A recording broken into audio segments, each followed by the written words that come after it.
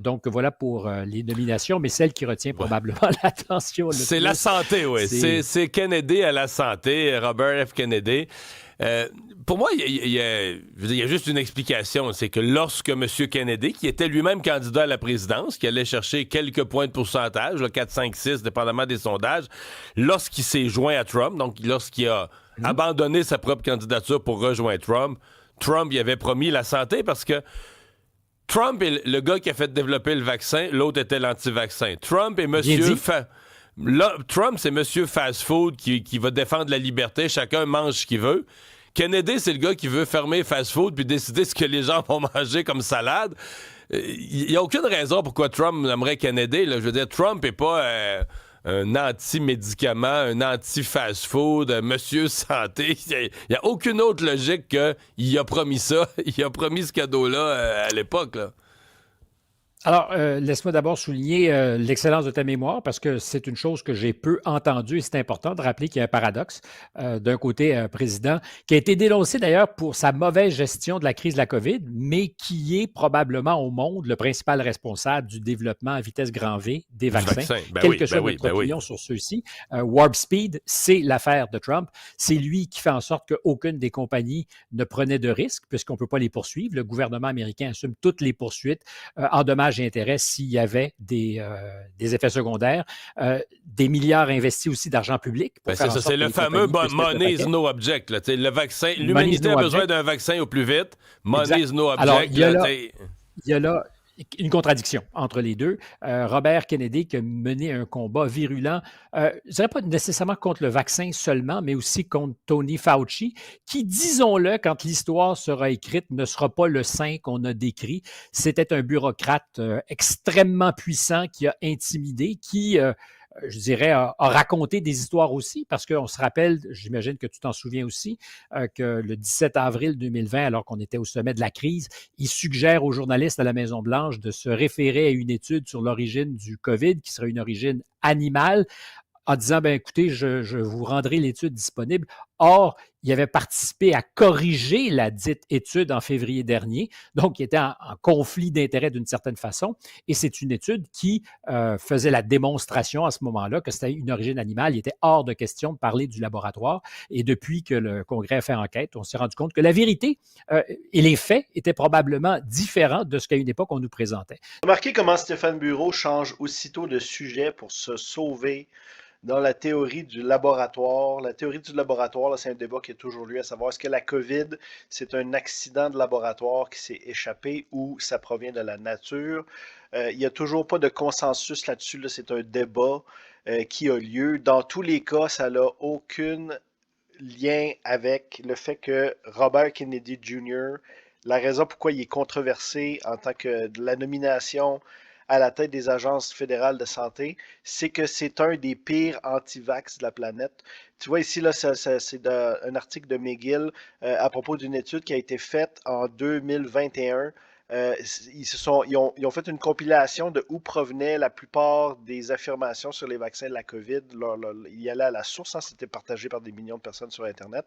Et ils ont réussi à réduire ça à 12 influenceurs qui générait, dans le fond, là, le 2 tiers de tout le contenu anti-vax sur Facebook et Twitter. Et bien sûr, Robert Kennedy Jr. était un des pires dans la gang. Il a fait sa carrière là-dessus, notamment en liant les vaccins avec l'autisme et en véhiculant toutes sortes là, de théories débiles à propos des vaccins. Donc, Stéphane Bureau, ici, essaie de changer de sujet. Donc, Robert Kennedy Jr., qui a livré un combat, écrit un livre d'ailleurs, qui en français, ça s'appelle, Anthony Fauci, Bill Gates et Big Pharma, la guerre mondiale contre la démocratie et la santé publique. Alors, ça donne le programme.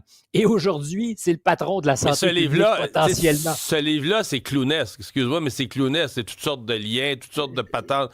Aucun rapport entre la volonté de Bill Gates de faire vacciner des populations pauvres. Évidemment. C'est un ramassis de n'importe quoi, là. Est-ce que tu l'as lu? Parce que moi, je l'ai lu. Non, je l'ai pas lu. Mais je veux dire, les thèses qui sont défendues, là. Ma vie est trop courte, malheureusement. Lire mon job, évidemment, ton job t'oblige, je comprends bien, mais est-ce que tu prends au sérieux cet individu-là? C'est-à-dire que je prends au sérieux cet individu-là dans la mesure de ce qu'il représente. que Bureau fait ici, c'est qu'il utilise le sophisme de toi, t'as pas lu le livre, moi je l'ai lu, fait que t'as pas le droit de dire du mal de ce livre-là. Allons voir ce que des spécialistes de la question qui ont lu le livre en pensent. Hein. On note notamment, si vous allez sur Wikipédia, là, tu as tous les liens en hyperlien, là, tu peux cliquer dessus pour accéder aux articles. Notamment l'Associated Press puis factcheck.org ont vérifié les affirmations de Kennedy qui mentionnent que les vaccins sur la COVID n'avaient pas été testés. C'est totalement faux. Dan Wilson, qui est un microbiologiste, a fait une série YouTube où ce qu'il passe à travers chacun des chapitres du livre de Kennedy et les débunk un par un. Le truc qui le surprend le plus, c'est notamment que Kennedy fait du négationnisme du VIH. Alors, dans le fond, là, son livre affirme qu'il n'y a pas de lien entre le VIH et le sida. C'est complètement débile comme affirmation. Michael Osterholm, spécialiste des maladies infectieuses, affirme que la désinformation antivaccinale de Kennedy est efficace parce qu'elle est présentée au public à l'aide de graphiques et de chiffres et de ce qui semble être des données scientifiques. Il a perfectionné l'art de l'illusion des faits. Apparemment, Stéphane Bureau se fait beaucoup beaucoup impressionné par cette illusion des faits de Kennedy. Osterholm il conclut notamment il s'agit de la vie des gens et les conséquences de la promotion de ce type de désinformation, aussi crédibles soient-elles, sont tout simplement dangereuses. En effet, il y a un documentaire Appearing Shot in the Arm, qui est un documentaire fait en 2023, à propos d'une campagne anti-vax menée par c'était Robert Kennedy Jr. et son organisme Children Health Defense. Ils s'étaient rendus en 2019 sur les îles Samoa pour faire de dire aux gens de ne pas se faire vacciner contre une maladie qu'il y avait là-bas, c'est Mills, je pense que c'est la méningite. Et le résultat de leur campagne, ça a été que 83 personnes, surtout des enfants, sont décédées par la suite là, du fait que plusieurs mois plus tard après leur visite.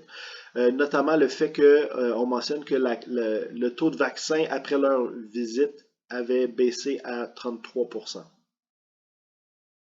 Le fait qu'il y ait des politiques à la FDA, qui est l'Agence du médicament, qui sont questionnables. C'est toujours l'éternelle politique des portes tournantes, c'est-à-dire des gens de l'industrie qui viennent staffer, pardonne l'expression, qui viennent peupler les ministères responsables de la validation des médicaments ou des politiques de santé publique. Et c'est simple de poser des questions, puis on peut certainement se demander si ça est correctement fait. Et troisièmement, l'objectif, quand il présente aujourd'hui ses objectifs, c'est de dire, peut-on avoir des études sérieuses qui ne sont pas parasitées justement par l'industrie? Et ça nous renvoie à la crise du COVID ou de la COVID avec le Lancet Gate, cette revue scientifique de réputation internationale qui est obligée en catastrophe de retirer son étude sur l'hydroxychloroquine parce qu'elle était complètement biaisée, le New England Journal of Medicine.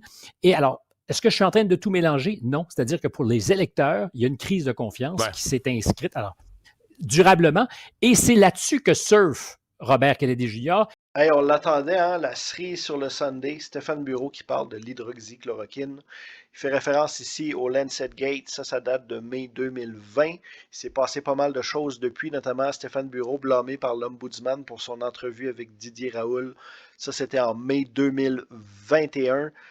Où ce qui s'était fait accuser presque de faire la promotion de l'hydroxychloroquine par son entrevue complaisante avec ce charlatan qui est Didier Raoult.